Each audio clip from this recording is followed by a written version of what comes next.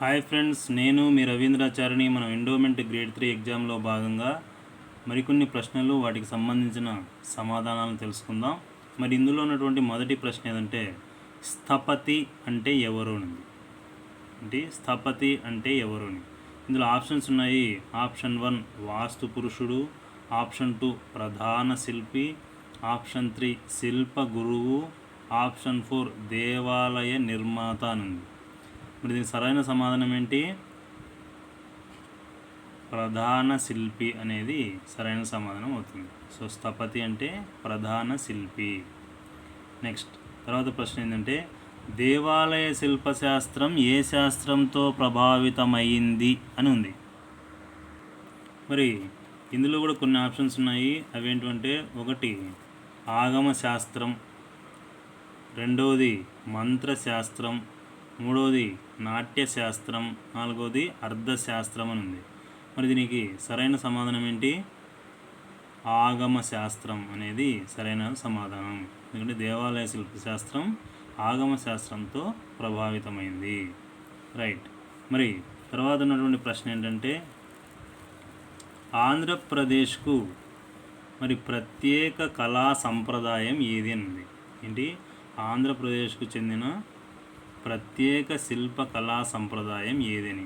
మరి ఇందులో కూడా ఆప్షన్స్ ఉన్నాయి. Option 1 Gandhara, option 2 Satavahana, option 3 Amaravati, option 4 పాలరాయి అని ఉంది.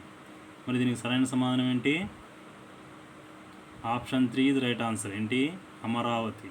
సో ఆంధ్రప్రదేశ్ చెందిన ప్రత్యేక శిల్పకళా సంప్రదాయం వచ్చేసి అమరావతిని తీసుకోవచ్చు ఇక్కడ ఆప్షన్లో. రైట్. మరి తర్వాత ఉన్నటువంటి ప్రశ్న ఏంటంటే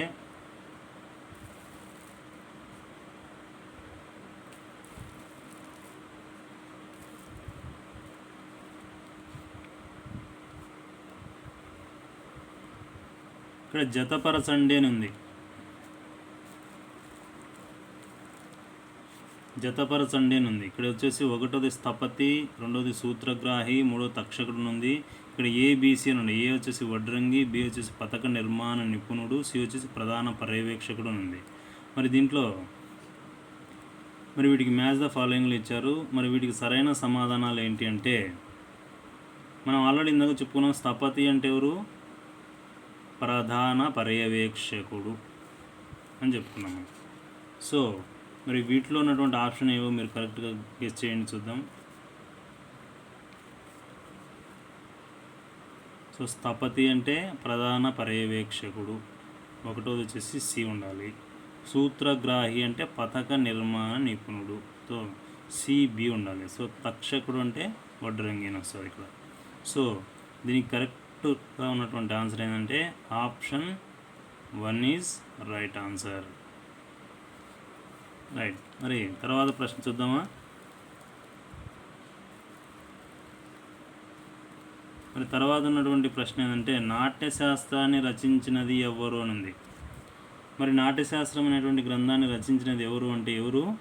ఇక్కడ వచ్చేసి ఆప్షన్స్ 1 నందికేశ్వరుడు, రెండోది పతంజలి, మూడోది భరతముని, నాలుగోది నటరాజ రామకృష్ణ అని ఉంది. మరి దీనికి సరైన సమాధానం ఏంటి? Option 3 is right. ఎవరు? భరతముని.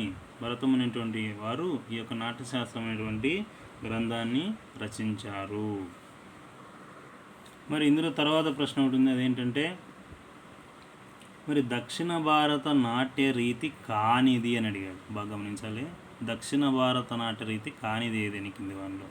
మరి ఇందులో ఆప్షన్స్ ఉన్నాయి. 1 కూచిపూడి, రెండోది మోహినియాట్టం, మూడోది మణిపూరి, నాలుగోది పేరణి అని ఉంది.